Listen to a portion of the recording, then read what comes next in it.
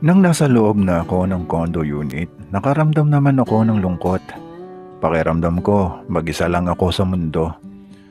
Pero alam ko namang nandyan lang naman sila lahat sa akin. Malungkot talaga ang paligid ng unit ni Divine. Isa pa, makulimlim ang langit at maambon pa. Nang biglang tumunog ang cellphone ko, si Christine pala, nag-chat. "Thank you so much, Gary, sa pagpapasilong sa akin." Chat niya. Para akong nabuhayan ng dugo na kanina lamang ay tinatamad akong kumilos. Kaagad nga ako nag-reply sa kanya. "Wala yon, Christine. Ingat ka sa biyahe mo." Naaalala ko tuloy ang naganap kanina. Nang humilig ang ulo niya sa balikat ko, mabuti na lamang at nakapagpigil ako. Kung hindi, tiyak na may nangyari na sa amin. Pero ganun pa man, nakuha ko naman ang tiwala niya sa akin. Mas importante yon kaysa may nangyari nga sa amin pero hindi naman siya maging masaya at mawalan pa ng tiwala sa akin. Malapit na ako sa bahay, chat pa ni Christine sa akin. Nagtuloy-tuloy ang pagchat-chat namin ni Christine. Kung ano-ano na lang din ang topic namin pero nag-e-enjoy ako, Kuya Roms. Nang makarating na nga sa bahay nila si Christine, ay tumigil na rin siya sa pag-chat. Tumawag naman sa akin si Divine at may maganda nga siyang balita. Sabi niya, na-promote daw siya bilang head ng psychology department ng university. Masayang masaya siya. "Gary, 2 weeks tayong hindi magkikita. Nagaya kasi ang mga anak ko sa Boracay. Pagbibigyan ko muna sila. Ikaw na muna ang bahala dyan. Kapag may problema ka sa pagkain o sa mga kailangan mo, tawagan mo lang ako or mag-chat ka lang." Salita ni Divine sa akin. "Baka magdala ka naman ng babae dyan sa unit. Huwag mong gagawin yan dahil malalaman ko rin yan." Dagdag pa niya. Napaisip tuloy ako, baka malaman niyang dinala ko si Christine dito kanina. Kaya sinabi ko na sa kanya ang totoo. "Dev, dito pala si Christine kanina. Sobrang lakas kasi ng ulan, kaya pinasilong ko muna." Sagot naman ni Divine na medyo naiinis ang boses niya. Dapat daw hindi ko ginawa yon dahil baka malaman niya sekreto namin. Sabi ko pa kay Divine, "Huwag ka mag-alala, Dev. Pagtiwala ka lang sa akin. Hindi malalaman ni Christine ang sekreto natin." Baka daw may gusto ako kay Christine, sabi pa ni Divine sa akin. Siyempre, hindi ko naman inamin sa kanya. Ngayon pa lang, alam ko nang hindi dapat malaman ni Divine kung magkaroon man ako ng ugnayan kay Christine. Pero sinabi ko na lang na magkaibigan kami. Maganda at mas bata sa kanya si Christine kung kaya hindi talaga maiwasang magselos ni Divine. Hanggang sa natapos na ang mahabang pag-uusap namin ni Divine. Mag-aalas 6 na ng gabi, mukhang nanibago na ako. Iniisip ko kung paano ako matutulog dito mag-isa. Hindi ako sanay. Kaya naisipan kong tawagan si kuya na kung pwede sa bahay niya muna ako matutulog. Kaagad naman siyang pumayag. Kaagad akong umalis, sumakay na ako ng bus nang may dumaan. Bandang likod ang may bakante kaya doon ako napaupo. Sumunod na bus stop ay may mga bumabang pasahero at may mga sumakay na rin. Mga babae at lalaki. Hanggang sa napansin ko ang isang magandang babae na kasasakay lamang at paikot-ikot ang tingin na naghahanap ng mauupuan. Kaagad ko nga siyang nakilala, si Lena. Kaagad ko naman siyang tinawag at tamang-tama naman dahil may bakante pa sa tabi ko. Nagulat siya nang makita niya ako. Kinawayan ko siya para lumapit. Nakangiti naman siyang naglakad patungo sa kinaroroonan ko. Umupo siya sa tabi ko at kaagad kong ang naamoy ang pabango niya. Ang sexy niya tingnan sa suot niyang kulay pink na crop top at skinny jeans. Na halos lahat ng mga kalalakihang pasahero ng bus ay sa kanyang atensyon. "Saan ka galing?" Kaagad kong tanong sa kanya. Sagot naman sa akin ni Lena, galing daw siya sa isang kaibigan, pauwi na sana siya pero ilang araw na rin sila nag-aaway ng kanyang asawa. "Gusto mo sumama ka na lang sa akin, doon ka muna sa bahay matulog?" Alok ko sa kanya. Hindi naman nagdalawang isip si Lena at pumayag na sumama sa akin. Iniisip ko si kuya pero bahala na. Lalo na at katabi ko si Lena, nag-iiba na naman ang takbo ng isip ko. Iba si Lena, hindi ko maipaliwanag ang nararamdaman kong init na makatabi ko siya ngayon. Muli ko na naman naalala ang ginawa namin sa bahay ni Tony. Makalipas ang mahigit 1 oras na biyahe, dagdag pa ang traffic, ay nakarating kami sa bahay ni Kuya. Kaagad ko namang ipinakilala si Lena kay Kuya. Si Kay naman ay biglang lumabas ng kanyang kwarto nang malaman niyang dumating ako. Pero sumimangot na makita niyang may kasama akong babae at ipinakilala ko naman siya kay Lena. Pinakain muna kami ni Kuya, tamang-tama, at nakapagluto pala sila ng pagkain na panghapunan. Sinabi ko na kay Kuya na dito muna si Lena magpapalipas ng gabi. Akala ko Gary ikaw lang. Tanong ni Kuya sa akin.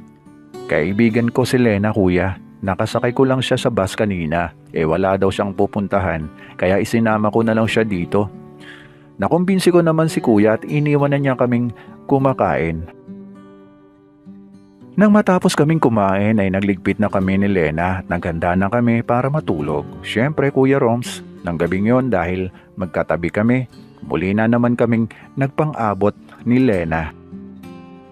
May nangyari sa amin saksi ang 4 na sulok ng kwarto sa bahay ni Kuya. Kinabukasan maagang nagising si Lena, nakita ko na lamang siyang nakabihis na at nagpaalam na sa akin. Sabi niya hinihintay na daw siya ng asawa niya, kaya kailangan na daw niyang umuwi para ayusin ang mga gusot nilang mag-asawa. Natulog na muna ako dahil inaantok pa, mukhang bitin pa ang tulog ko. Hanggang sa nagising na lang ako nang tumunog ang cellphone ko. Si Divine tumatawag na naman sa akin. 9:00 na ng umaga, video call pa. Sinabi ko sa kanya na hindi ako sa kondo natulog at dito ako sa bahay ni Kuya dahil hindi ako sanay magstay mag-isa doon. Sinabi ko na rin kay Divine na baka pwedeng magdala ako ng kaibigan sa kondo habang wala pa siya. Pumayag siya pero nagbigay sa akin ng rules. Lalaki lang daw ang pwede kong dalhin at bawal ang babae. Hindi sana ako papayag pero napag-isip-isip ko siya ang may-ari ng unit at kailangan ko siyang sundin. Pagkatapos niyang tumawag ay naalala ko naman si Christine. Kaya nag-chat ako sa kanya. Kamusta? Saan ka ngayon? Naghintay akong mag-reply siya pero hindi naman niya sinisin ang message ko. Kaya bumangon na ako at nagbanyo. Napansin ko namang tahimik ang bahay at mukhang umalis sina Kuya at Kay.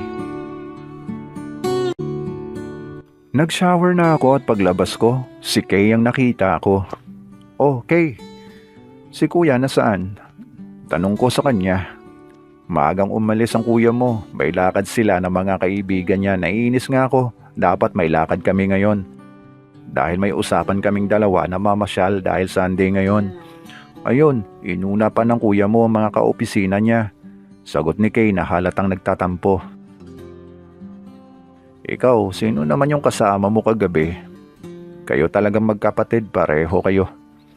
Dagdag pa ni Kay na mukhang nagtatampo ang tono ng pagsasalita. Si Lena yon, kaibigan ko. Siya kasi ang isa sa mga tumulong sa akin noon nung bago pa lamang ako dito sa Maynila. Kaya tinulungan ko din. Nag-away sila ng asawa niya kaya hindi niya alam kung saan siya matutulog dahil umalis siya ng bahay nila. Sagot ko naman kay Kay. Tinanong ako ni Kay kung may lakad ba ako ngayon dahil maiiwan na naman siya mag-isa sa bahay. Kung kailan day off niya at ngayon lamang sila nagsabay ni Kuya, plano daw sana niyang mamasyal kahit saan. Pumasok na siya ng banyo at may dalang tuwalya. Alam kong maliligo na siya. Bumalik na ako sa kwarto at napansin kong may sagot na sa chat ko si Christine. Pero bago ko pa maklik ang message niya, ay tinawag na ako ni Kay. Kaya kaagad akong lumapit sa pintuan ng banyo dahil baka may kailangan siya. Pumasok ka Gary, bukas yan. Salita ni Christine. Bigla akong kinabahan, di kaagad ako nakagalaw sa kinatatayuan ko. Halika na, sabayan mo ako maligo. Alam ko na ang ibig niyang sabihin, Kaya pabiro ko naman siyang sinagot. Naligo na ako kay kanina. Walan, pakipot kape. Ayaw mo? At nanlaki nga mga mata ko nang binuksan na niya ang pinto. Kitang-kita ko siya ng buo. Masama ang tingin sa akin. Hindi ko na hinayaang ulitin pa niya mga sinabi niya kanina. Pumasok na ako ng tuluyan. Naligo uli ako at sumabay sa kanya. At pagkatapos, binuhat ko na rin siya mula sa banyo hanggang sa kwarto. Ibang-iba talaga si Kay. Huwag kang mag-alala, Gary. Hindi ko ito gagawin sa iba. Sa iyo lang at sa kuya mo. Habang nagsasalita nga siya ay abala naman ako sa pagkain ng pechay niya. Dahil solo namin ang bahay, Kuya Roms, may naganap sa amin ni Kay ng araw na yon. Habang wala si kuya, masaya naman kaming natapos ni Kay sa ginawa naming tiktokan. Pero ako, nakonsensya ako. Naisip ko si kuya. Naisip ko ang maling ginawa ko. Bumalik ako sa kwarto ko at binasa ang mensahe sa chat ni Christine. Niyaya ko siyang mamasyal ng araw na yon. Nagbihis na ako at nagpaalam kay Kay. Pinuntahan ko si Christine sa bahay nila at lumabas kami. Nagpunta lang kami ng mall, kumain na masyal at nanood ng sine. Pareho kami nag-enjoy dalawa. Hapon na nang kami ay makauwi. Inatid ko din siya sa bahay nila. Tumuloy na ako sa kondo. Tinawagan ko naman si Tony dahil naboboard nga ako mag-isa dito. At wala pang isang oras ay dumating na siya. May bitbit na pagkain at inumin. Tuwang-tuwa naman si Tony na makita niya ako. Ang layo na daw ng narating ko. Tinalo ko pa daw siya. Sinabi ko sa kanya ang tungkol kay Divine na mukhang na-inlove na sa akin. Pero mukhang inlove naman ako kay Christine. Hindi ko naman pwedeng i-give up si Divine dahil kinabukasan ko ang nakataya. Payo sa akin ni Tony, piliin ko ang kinabukasan ko. Piliin ko si Divine. Kung talagang si Christine ang para sa akin, balang araw magkikita pa rin kami. Napaisip din ako sa mga sinabi ng pinsan ko. May point din naman siya. Mukhang tama rin naman siya. Nang umuwi na nga si Tony ay naiwan naman ako mag-isa sa unit. Ayoko nang bumalik muna sa bahay. Nahihiya ako kay kuya sa ginawa namin ni Kay. Hanggang sa makatulog na ako. Dahil na rin sa ininom naming ilang bote ng beer ni Tony. Kinabukasan nagising naman ako sa tunog ng aking cellphone. Nang tingnan ko nga, ay si Christine ang tumatawag sa akin. Nasa gate lang daw siya. Pupunta daw siya sa unit ko. Galing daw siya ng university at may inasikaso. Kaagad ko nga pinatuloy sa unit ko si Christine. Nang nasa unit ko na siya, masaya nung nakita ko siya. Dito Kuya Roms ay hindi ko napigilan ang sarili ko kay Christine. Nagtapat na ako ng pag-ibig ko sa kanya. Nang araw na yon ay hindi naman ako nabigo dahil sinagot niya ako. Sa sobrang tuwa ko ay nahalikan ko siya sa kanyang mga labi at hindi naman niya ito tinanggihan. Hanggang sa tuluyan na kaming nagtiktukan ni Christine. Ang nangyaring yon sa amin ni Christine ay muli pang naulit. Sa tuwing may mga panahon kaming dalawa, ay pinupuntahan niya ako sa kondo. Dahil dito na rin ako nagstay. Hindi na ako bumalik pa sa bahay ni kuya hanggang kamustahan na lang kami sa chat. Pati si Kay ay madalas din akong kinakamusta. Hanggang dumating na ang umpisa ng pasok ko sa university. Tuloy naman ang relasyon namin ni Christine. Inilihim ko sa kanya ang tungkol sa amin ni Divine. Pati na rin ang tungkol sa amin ay inilihim ko rin kay Divine. Makalipas ang isang taon, nakagraduate na rin si Christine, Kuya Roms. Makalipas lamang ang ilang buwan ay nagkaroon na rin siya ng magandang trabaho.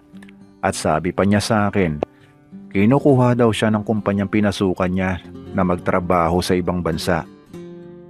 Pero ayaw naman niya i-grab ang offer sa kanya dahil hindi daw niya kayang malayo sa akin.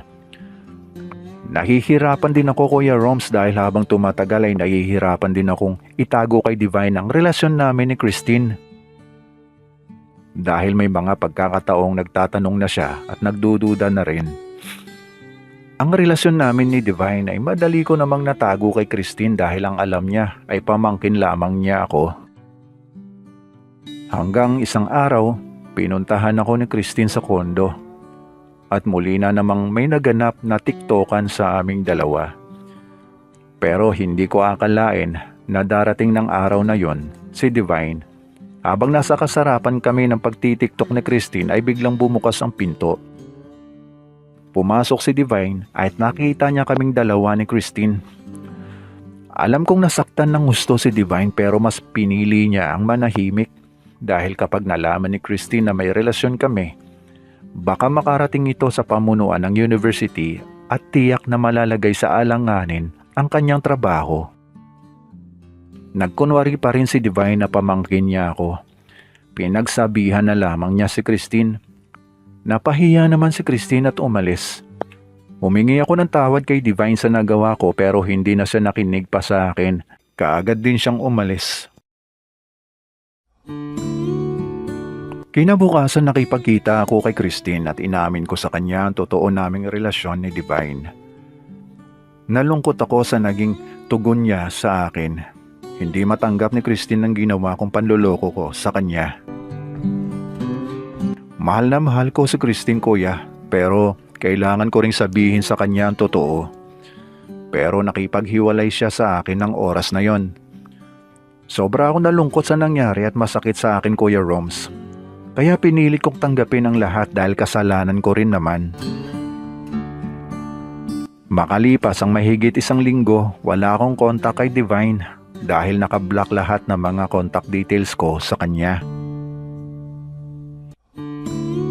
Hanggang tinawagan na niya ako at nakipag-usap siya sa akin.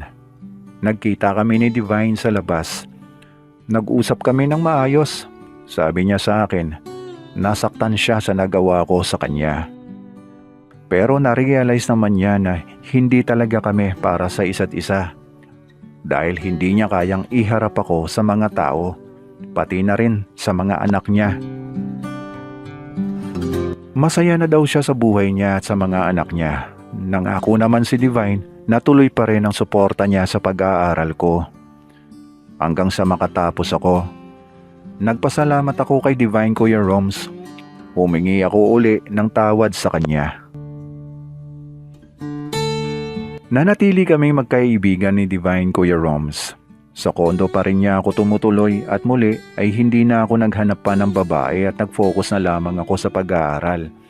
Ipinakita ko kay Divine na nagbago na ako. Hanggang makagraduate na ako, Kuya Roms. At sa ngayon, may maganda na akong trabaho. Si Christine naman ay nabalitaan kung nasa ibang bansa na at may sarili na siyang pamilya. Maraming salamat sa iyo, Kuya. More power sa channel mo, Gary.